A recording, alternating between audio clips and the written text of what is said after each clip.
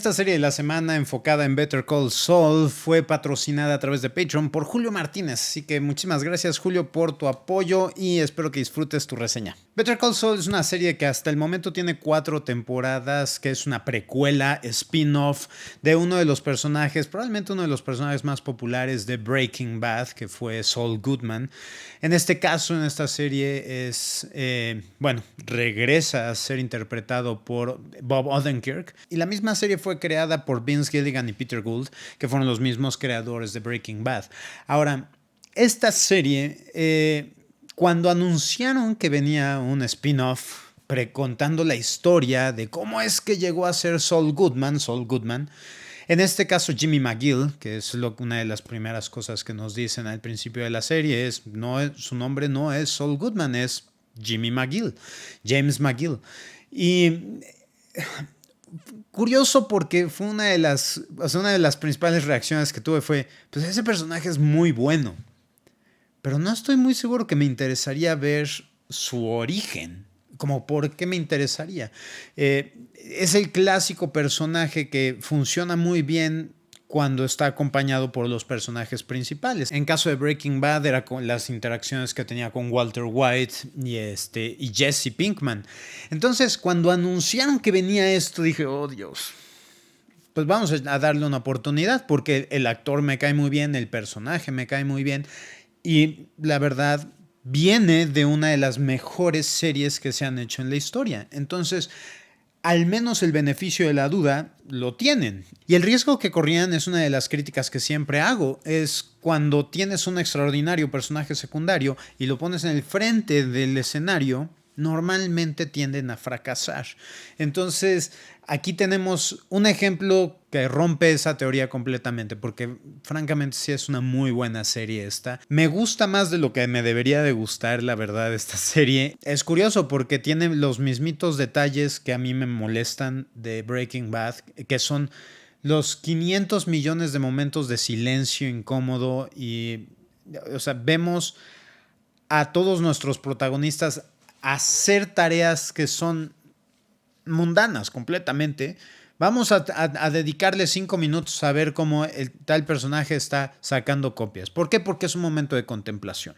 Y necesitamos ver este momento en el que está desesperándose y vemos cómo empieza, es el proceso de sacar las copias, es el momento y cómo va reaccionando, pero son momentos que no deberían de estar tan largos, seamos honestos, no deberían de durar tanto estos momentos de incomodidad o de silencio para entregar el mensaje que necesitan que se entregue. Entonces aquí tenemos esa situación que se repite, lo traen arrastrando, es una de las marcas clásicas de estos dos creadores, de estos dos escritores, porque así teníamos Breaking Bad teníamos momentos en los que estaban cenando y no decían ni una sola palabra.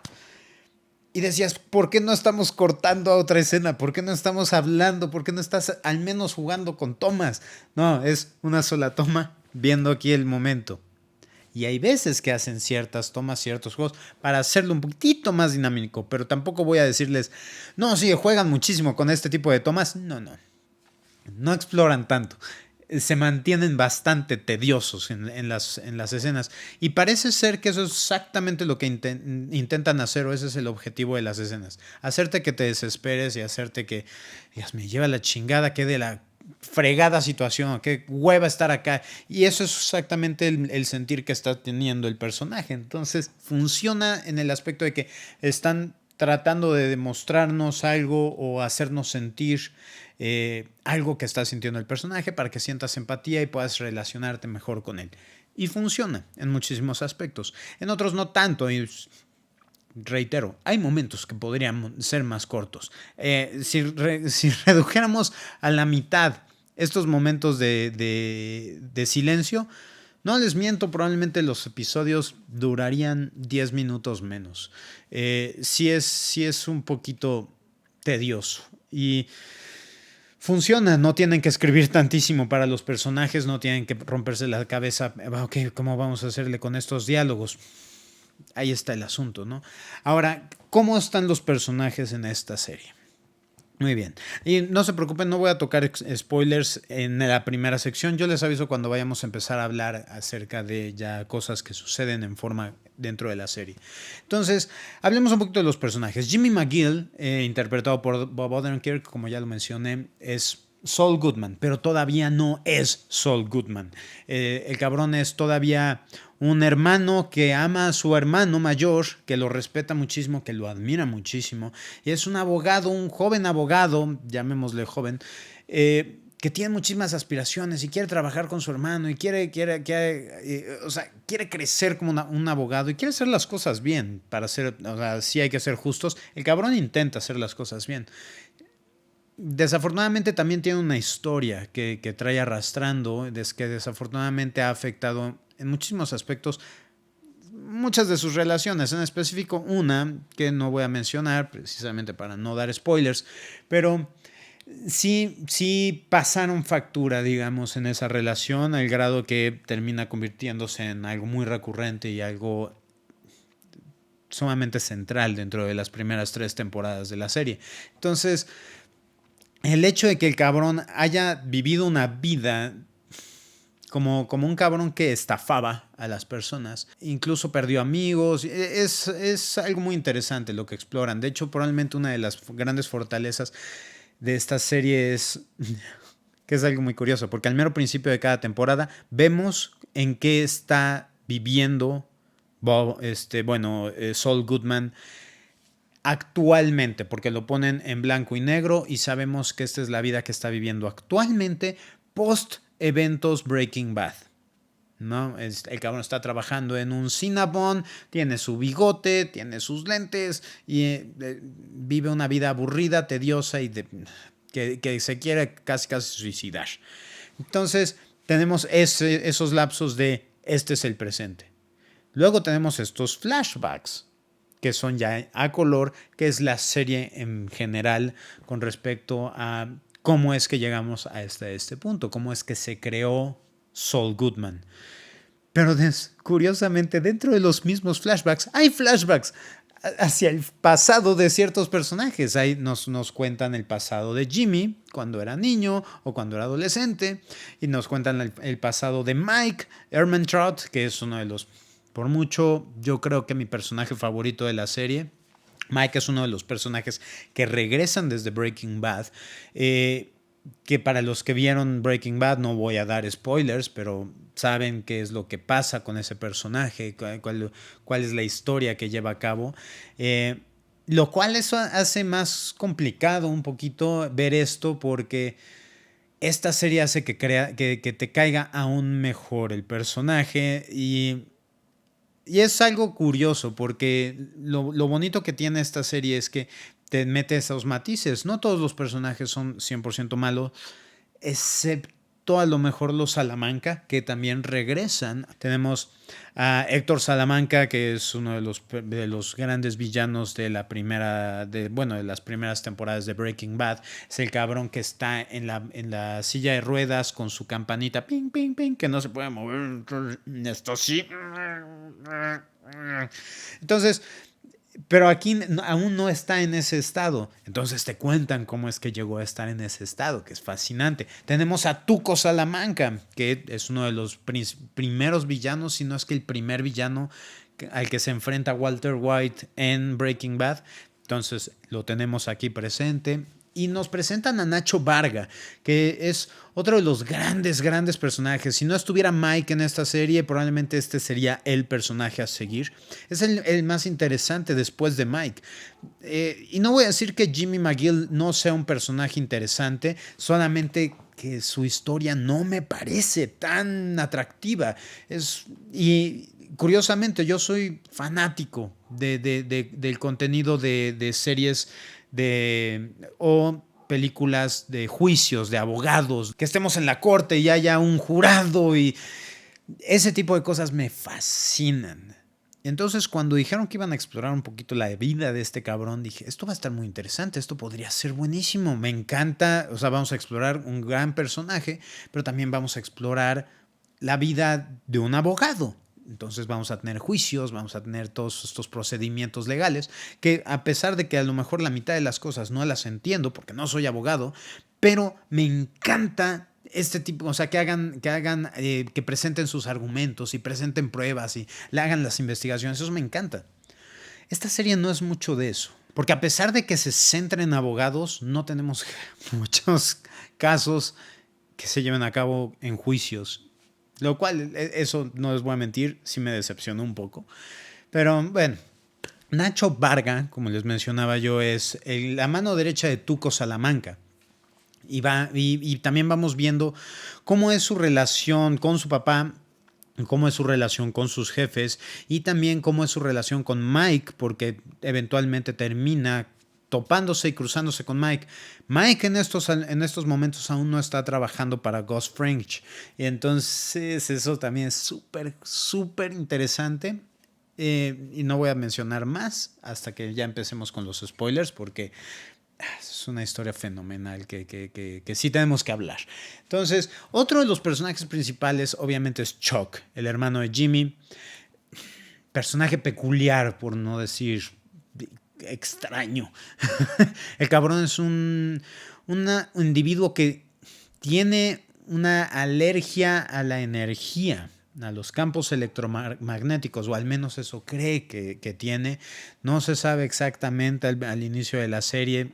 No sabes explicarlo, pero sí es uno de esos detallitos que son interesantes y que hacen aún más interesante al personaje, lo construyen mucho mejor.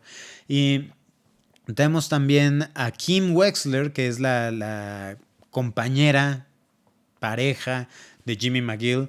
Y el arco de historia de este personaje es algo muy interesante. Siento que al mero principio como que no le estaban dando tanto peso. En la segunda temporada le dan muchísimo más peso. Siento que en la tercera temporada como que se va disminuyendo el interés que tienen por desarrollar más la historia de Kim. Y en la cuarta temporada sí es como que se cae un poquito. Al menos definitivamente su línea de historia es la más aburrida, es la menos interesante. Porque a fin de cuentas Kim es probablemente el personaje que más le hace falta ser explorado su pasado. Porque en prácticamente todos los demás personajes exploramos un poquito más cerca de ellos como personas, cómo es que llegaron ahí. Y Kim no.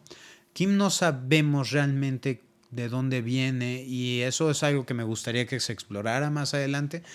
Pero al menos hasta donde vamos, sí es un personaje que me gusta mucho. Pero sí, definitivamente se nota que tampoco es de los grandes favoritos de los escritores, porque sí no siento que le den muchísimo material con qué trabajar. Y me gustaría ver más de este personaje. Esperemos que eso vaya cambiando. Ahora, para cerrar la sección libre de spoilers, mencionaré, esta es una serie, definitivamente, si vieron Breaking Bad, esta probablemente sea algo que les va a gustar. No está 100% enfocada a lo que viene siendo el crimen organizado como en Breaking Bad, las drogas, el narcotráfico, muertes por todos lados, investigaciones policíacas. No tenemos prácticamente nada de eso aquí. Bueno, en las primeras temporadas. Sí van evolucionando y sí hay comportamientos cuestionables, moralmente hablando, con respecto a nuestros personajes principales.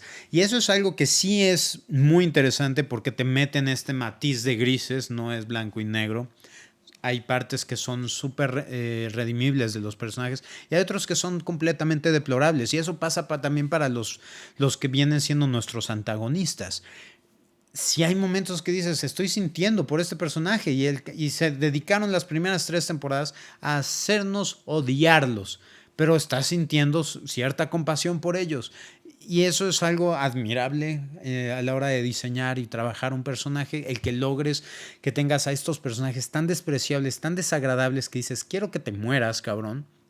Y por otro lado, tienes estos momentos de vulnerabilidad y que te cuentan un poquito más de su historia y los ves y realmente no son tan culeros. Simple y sencillamente entraron con el pie equivocado a una relación con cierta persona. Entonces, nunca fueron técnicamente amistades y eso se fue traduciendo a enemistades y pasa O sea, le pasa a todo mundo. Y eso es lo que hace tan fascinante las interacciones y las relaciones de Better Call Saul. La forma en la que trabajan, que ciertos personajes pueden ser tan buenos, pero al mismo tiempo ser tan despreciables. Y eso también principalmente se refleja en Jimmy McGill. Jimmy McGill es probablemente uno de los personajes más adorables y más encantadores, pero al mismo tiempo también son súper despreciables y súper egoístas y están enfocados realmente en que me vaya bien a mí y a mi gente. Pero realmente no les importa tantísimo a quién se pasan a chingar, a pesar de que a veces están cometiendo las decisiones incorrectas y se dan cuenta y hay veces que sí hacen y toman la decisión correcta. Múltiples veces lo ha hecho Jimmy, en otras ocasiones no. Y eso es ahí en donde se explora su relación con su hermano. Y bueno, hasta ahí vamos a dejar la sección libre de spoilers. Si no han visto Better Call Saul, vayan, véanla. Denle la oportunidad. La primera temporada definitivamente es un poquito lenta, es un poquito difícil de digerir por momentos. Pero si tienen paciencia, la segunda, tercera y la cuarta temporada es fenomenal. Entonces, principalmente por los personajes secundarios. Mike y Nacho son fenomenales. Entonces, si tienen oportunidad, aunque las cosas que están explorando en muchos aspectos con Jimmy no son tan interesantes, cada vez que vas con Mike y cada vez que vas con Nacho, son excelentes. Entonces, les deseo buena suerte si es que no la han visto. Y para las personas que ya la vieron y quieren continuar bien escuchando ya mi análisis con spoilers, quédense. Ok, hablemos un poquito de spoilers cerca de esta serie y vamos a hablar principalmente de la relación de Jimmy con Chuck. Chuck es de esos personajes que siento que no hay tantas personas hablando de Chuck como uno de los grandes villanos de la televisión, porque lo es. Y es increíble que casi nadie recuerda a Chuck como lo que es, un gran villano, pero también al mismo tiempo, y eso es lo que me encanta de Chuck, es de esos villanos que también tienen todas las herramientas para estar justificados en su comportamiento. Hay veces que hay personas que te lastiman en tu vida y se dan cuenta tarde que te lastimaron y tratan de arreglar las cosas porque la cagaron. Desafortunadamente, este es el caso con Jimmy y con Chuck. Jimmy causó muchísimo dolor a su familia, en específico causando que el negocio del papá quebrara porque estaba robando constantemente. Y esto causó que Chuck le guardara un resentimiento desproporcionado hacia Jimmy, porque Jimmy buscaba la salida fácil, buscaba ser el que hacía trampa, el que se salía por la tangente y trataba de meterse en línea para no hacer cola y que los pendejos sean los que hagan fila. Yo voy a meterme por la puerta trasera, o sea, hablando metafóricamente. Entonces, esto siendo Chuck una persona tan recta y tan estricta y tan obsesiva en cuanto a comportamiento y esto es lo que es legal y esto es lo que está correcto y este es el comportamiento que deberíamos de tener.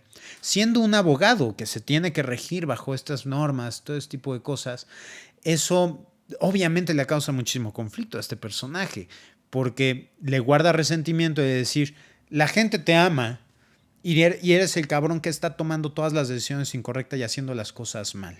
Entonces, por supuesto, también en cuanto a su aprecio por su hermano, también viene, bueno, aprecio y desprecio, pues, viene esta envidia, que es probablemente una de las cosas que más marcaron. Y hay un episodio en particular cuando nos cuentan cuando muere la mamá de Chuck y Jimmy.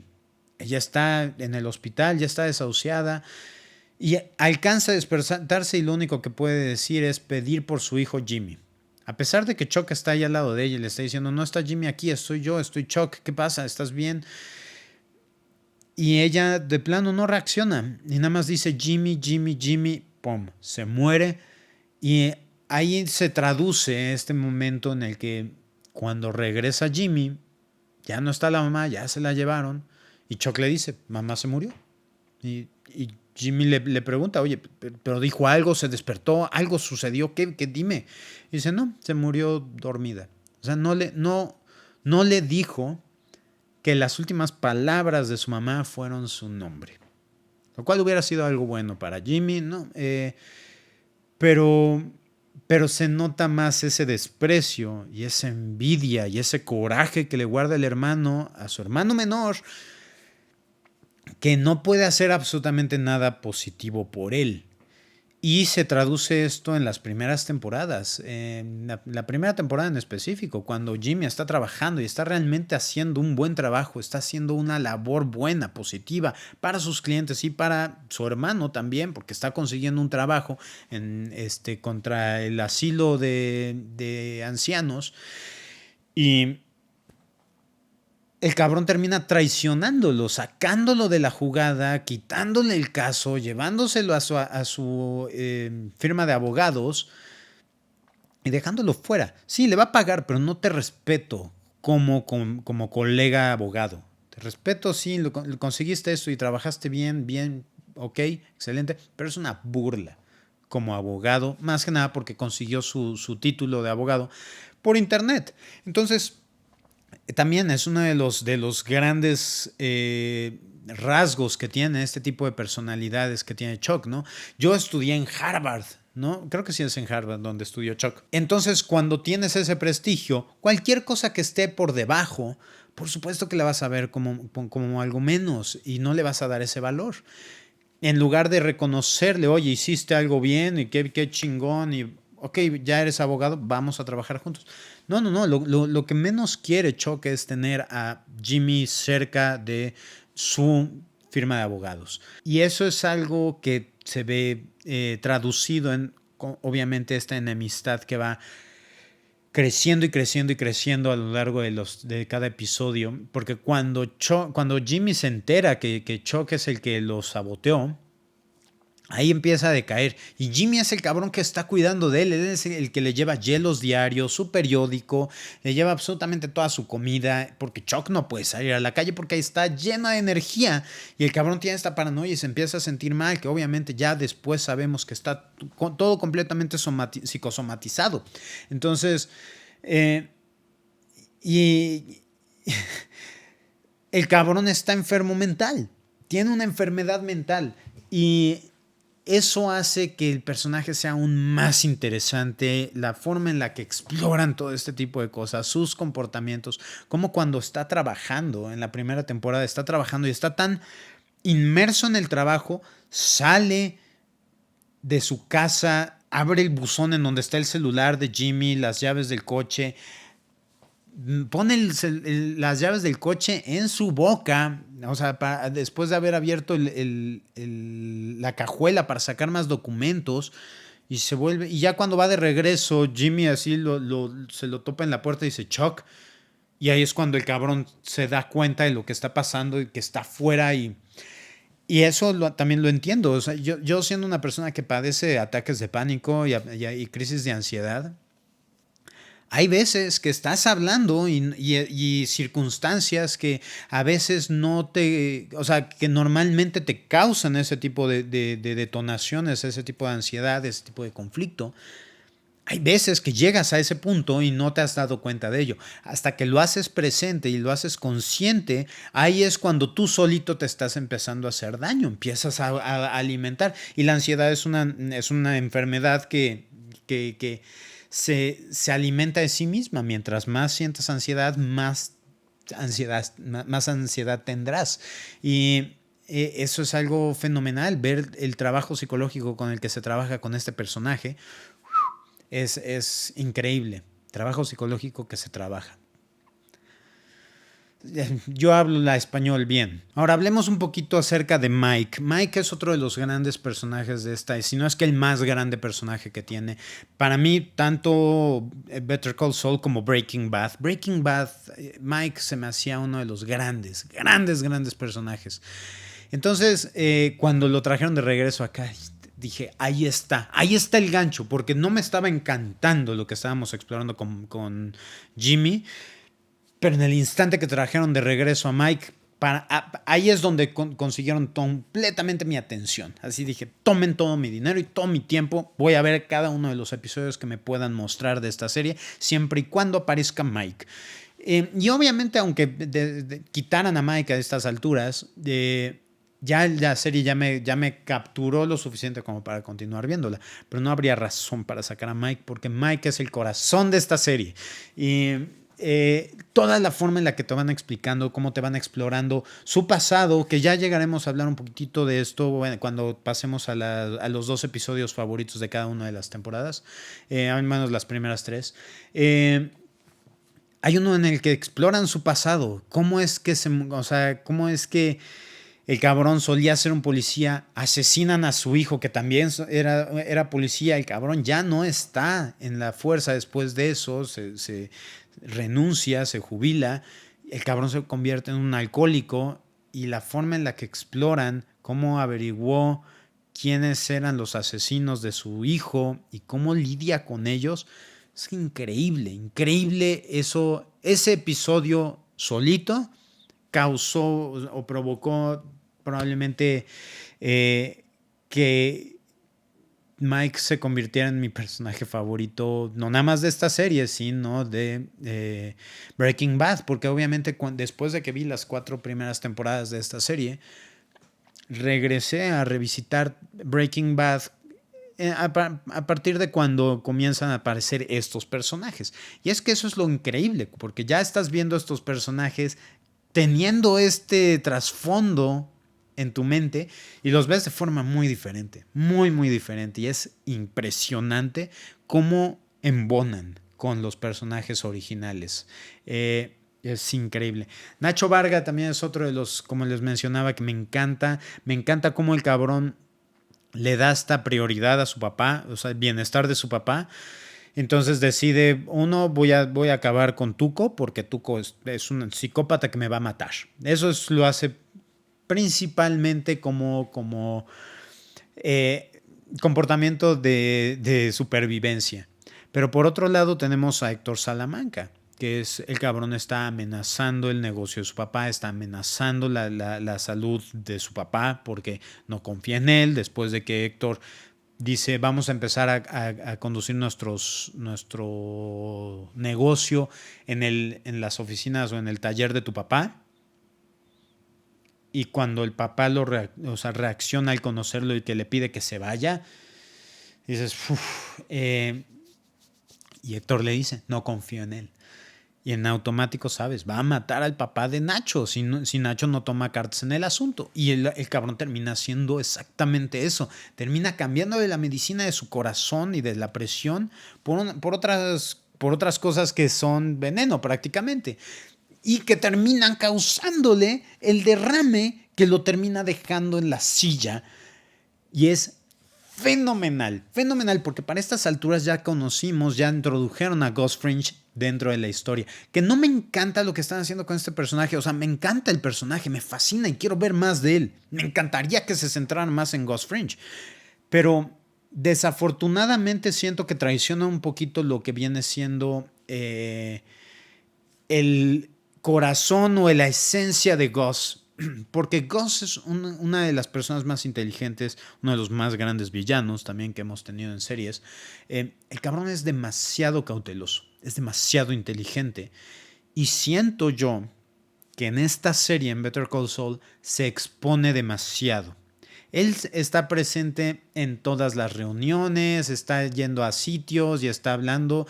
Y de hecho, él es uno de los cabrones que se queda después cuando le da el derrame a Héctor Salamanca. Él es el que se queda esperando a la ambulancia que se lo lleven. Es decir, Gus Fring nunca hubiera estado ahí presente, se lo hubieran llevado o sea, el cabrón se hubiera ido de ahí. El hecho de que corriera el riesgo de que apareciera una nota del periódico, Héctor Salamanca, porque no es un cabrón limpio, o sea, las personas lo están investigando. Entonces, el correr el riesgo de que aparezca Héctor Salamanca salvado por dueño de pollería en medio de la nada, eso es algo sospechoso. Eso es algo que no es necesariamente lo que haría una persona muy inteligente como Gus Fring. Entonces, No me encanta que estén traicionando en general la esencia de Gus. Gus siempre trabajaba desde las sombras. Él estaba en su restaurante y del restaurante no salía. Iba a eventos sociales, pero difícilmente lo veías en este tipo de reuniones constantemente con puro cabrón armado y así. No, no lo vieras, no lo ves ahí. Ahora entiendo que se puede manejar el argumento de que sí, en Breaking Bad no lo era y estamos trabajando para que se convierta en eso. Entonces, bajo ese argumento, sí tendría lógica, pero pues no te están explicando eso. Pero no importa. O sea, a fin de cuentas, mientras más Gus me entreguen, mejor me voy a sentir. Ahora, otro personaje del cual no he hablado es Howard Hamlin, que es uno de los socios, el socio de Chuck dentro de la firma de abogados, que es Hamlin y McGill. Este es uno de los personajes que les mencionaba yo, al que me refería, que el cabrón es probablemente despreciable y es un dolor de huevos y lo odias en los primeros episodios, pero ya para el final de la tercera temporada, principalmente inicios de la cuarta, es cuando empiezas a verlo un poquitito más humano, más vulnerable. El cabrón siente este remordimiento muy cabrón con respecto a la muerte de Chuck, que ya llegaremos a ese punto. Y también lo vemos tronar su firma de abogados. El cabrón, sí, valió madres. Y sí, por momentos te sientes mal por él. Porque en muchos aspectos entiendes que muchas de las cosas culeras que ese cabrón hizo fueron bajo las órdenes de Chuck.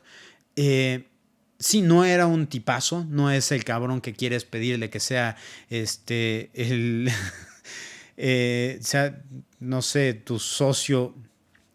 O sea, el cabrón sí era un culero. No voy a tampoco a lavar todo el expediente de cosas culeras que ese cabrón le hizo a Jimmy. Pero tampoco Jimmy era una perita en dulce. El cabrón era un culero también. Y fue. Yo estando en el lugar de Howard, probablemente también habría tomado mis distancias porque no quiero tener una persona que sea de tan alto riesgo y de moral tan cuestionable y ética profesional principalmente cuando eres abogado. Entonces sí es uno de los personajes que ha manejado una matiz de colores y de tonalidades tan interesantes en cuanto a su personalidad que disfruté mucho la evolución de él. Kim, no hay mucho más que pueda yo decir de ella. Me gusta que de repente también tenga su moralidad cuestionable cuando ayuda a Jimmy a verle la cara a ciertas cosas, a ciertas personas para, pues no sé, simple y sencillamente vamos a bajarles a este pendejo, vamos a sacarle una botella de $1,000 y vamos a chupárnosla y que el cabrón le invite pensando que le vamos a vender algo, le vamos a conseguir algo. O más bien que él piensa que nos va a sacar algo a nosotros. Sí, es interesante. Y bueno, ya nada más para cerrar, vamos a hablar acerca de mis 6 episodios favoritos de las primeras 3 temporadas. Así que empecemos. Y aquí, bueno, la tengo apuntado porque no quiero que se me olvide. La primera temporada del episodio 6. De nuevo, no hay una orden en específico, no están ponderados en cuál me gusta más, cuál me gusta menos. Están ponderados en cronología. Entonces, episodio 6, el pasado, que es el que se centra en contarnos la historia de Mike, cómo es que asesinó a los asesinos de su hijo. Increíble, y es probablemente una de las mejores actuaciones que se avienta este cabrón. En específico cuando habla con su nuera y le cuenta y le dice que él es la razón por la cual su hijo está muerto. Dios mío, qué actuación de este cabrón. Ahora, primera temporada, episodio 9. Es mi segundo episodio favorito de la primera temporada, que es Pimiento. Y es precisamente cuando Jimmy es rechazado por HHM, por la firma de su hermano, y averigua que fue Chuck el que lo traicionó y el que se da cuenta y dice, cabrón, te saliste de tu casa para hablar por mi celular. Yo siempre lo dejo apagado. Siempre, cuando llego, apago mi celular para que no se me descargue, porque pues no puedo conectarme aquí en tu casa. Entonces siempre lo dejo apagado. Y cuando la mañana siguiente el celular ya no tenía batería porque alguien lo dejó prendido. Y tú saliste y te va a haber costado un huevo hablar por teléfono. El dolor haber sido que te cagas.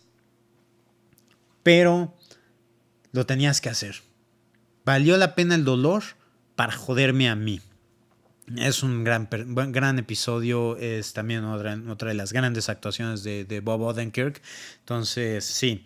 Temporada 2. La temporada 2 es el episodio 4, que se llama Guantes Fuera, que es precisamente cuando Jimmy está trabajando para esta nueva firma de abogados en Santa Fe. Y el cabrón está trabajando con ellos y lanza un anuncio. Y que empieza a conseguir, empieza a tener tracción y empieza a traerles clientes. Pero los dueños de los socios, están emputadísimos y sumamente interesante la forma en la que están lidiando con esto. Porque ahí empiezan a detonarse todos estos conflictos que tiene Jimmy con respecto a trabajar para estas personas. Y también al mismo tiempo que está sucediendo esto, tenemos a Mike contra Héctor Salamanca. Porque Mike fue contratado por Nacho para deshacerse de Tuco. Pero al mismo tiempo, no lo mata, sino logra que lo manden a la cárcel. Pero entonces Héctor llega y lo amenaza. Le dice, te voy a dar dinero y necesito que digas que la pistola de Tuco era tuya. Porque así, sí, el cabrón va a ir a la cárcel por haberte madreado, pero no por la pistola. Porque no puedo permitir que el cabrón se vaya a la cárcel por tanto tiempo. Y lo termina amenazando a él y a su familia, a su nieta y a su nuera. Y ahí es cuando Mike dice, no más.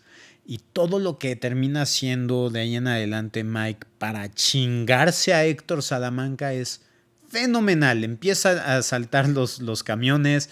Uno en específico no tiene madre porque termina colgando unos zapatos de un cable de arriba, les dispara y estos zapatos tienen cocaína. Y eso termina provocando que los capturen en la frontera. Y es fenomenal. O sea, sí, la verdad, las cosas que este cabrón hace son increíbles. Como les digo, la línea de historia de Mike es la más interesante. Y cuando llegamos a la 4ª temporada y estamos construyendo el laboratorio que eventualmente termina utilizando Walter White, esa historia con los alemanes, ay, no mames, qué chulada. Finalmente, el episodio 9 de la 2ª temporada es el otro episodio que me encanta de la 2ª temporada, que es No hay tiempo, que es cuando tenemos el caso Mesa Verde y la humillación que recibe Chuck en la audiencia esta, porque le robaron el caso al cliente a Kim, y Jimmy lo que termina haciendo para arruinarle, esto lo hace una noche antes. Bueno, no una noche antes, un episodio antes. Jimmy falsifica todos los documentos de forma que todos los documentos legales estén mal llenados, porque les invierte un número. De 61 lo cambia de 16 lo cambia a 61. Entonces, este momento de humillación que recibe Chuck enfrente de estas personas es fenomenal. Y como les digo, Chuck no necesariamente es una mala persona. O sea, el cabrón fue lastimado muy, muy culero por su hermano. Entonces le guarda un resentimiento y no es capaz de dejar eso en el pasado. Entonces se entiende, hay personas que no pueden hacer eso, no pueden desprenderse de las personas que los lastimaron. Pero también es tan satisfactorio ver cuando el cabrón se empieza a hundir. Y eso es a lo que nos lleva a la 3ª temporada. Porque la 3ª temporada, el episodio 5, que es Artimaña, que es mi episodio favorito probablemente de toda la temporada, al menos de las primeras 3 temporadas, es cuando tenemos esta audiencia en contra de Jimmy, porque eventualmente Jimmy termina aceptando que falsificó los documentos. Chuck lo grabó y tiene esta evidencia. Y Jimmy, en el instante que se entera, va, destruye, pero o sea, destruye la evidencia, pero con testigos. Y entonces ya están amenazándolo con quitarle su licencia de abogado. Que eso es lo que quiere hacer Chuck. Chuck dice, no quiero que lo suspendan, quiero que deje de ser abogado. La ley es demasiado importante. Y hasta él mismo lo acepta. Y este momento cuando le meten la trampa, que le meten la batería del celular en la bolsa del saco, es increíble. Y es probablemente el mejor momento de toda la serie y la mejor actuación que tiene la serie. Porque este cabrón explota y se avienta un monólogo increíble que por favor tienen ustedes que detenerlo. Yo traté de detenerlo, pero ustedes lo tienen que detener ahora. Increíble momento, increíble. O sea, todo mundo está en silencio completo, contemplando esta quiebre de esta persona. Increíble, cuando se dan cuenta que el güey no está enfermo, solamente tiene una enfermedad mental, pero no tiene una enfermedad física. Y finalmente, para terminar, el último episodio que me encanta fue episodio 10 de la temporada 3, Farol, que es precisamente el punto de quiebre de Chuck. Logran sacarlo de su firma de abogados. Howard llega y le da un cheque. Dice, este es el primero de 3 pagos. Te voy a pagar en general de mi bolsa. No voy a permitir que destruyas esta firma por la cual he trabajado tanto y hemos trabajado tanto y hemos logrado tanto. No lo voy a permitir. Entonces, Howard lo termina sacando de la jugada. Porque obviamente después de estos eventos de la audiencia, los seguros por malpractice terminan incrementando considerablemente gracias a Chuck. Entonces Howard ve eso como ya la gota que derrama el vaso, es decir, ya tu enfermedad mental está afectando nuestra empresa. Siempre y cuando no nos afectara no había ningún problema, pero ahora sí ya nos afectaste. Entonces lo termina sacando de la jugada y esto termina rompiendo a Chuck. Chuck ya había avanzado considerablemente, ya tenía cosas eléctricas dentro de su casa, ya cocinaba, ya no tenía tanta bronca. Obviamente se veía que podría reincidir, pero no tanto. Pero cuando esto sucede, el cabrón, ¡pum!, se quiebra. A lo que termina orillándolo a que el cabrón se suicide en su casa, completamente destruyendo toda su casa. O sea, arrancó todo estaba en el piso, sacó todo de su casa. El cabrón ya estaba quebrado, ya lo rompieron. Lo orilló a que pum, empezara a patear esta lámpara hasta que se cayera, se rompiera. Estaba completamente rodeado de periódicos y la casa se fue así. Y Chuck muere al final de la 3ª temporada. Y te deja frío. O sea, sí te deja frío. Y dices, madres, güey, ahí está el final de uno de los grandes villanos de la televisión. Antagonista, si lo quieres ver de esta forma, pero muy interesante. Me encantó ese personaje y lo extraño. No es broma, extraño tener a Chuck en esta serie porque me gustaba esa enemistad, me gustaba lo que estábamos recibiendo con ese personaje. Pero bueno, muchachos, Better Call Saul, ¿ya la vieron? ¿Les gustó? ¿No les gustó? Déjenme en los comentarios en la chingadera de abajo y nos estamos viendo para el próximo video. Yo soy Memo González. Bye.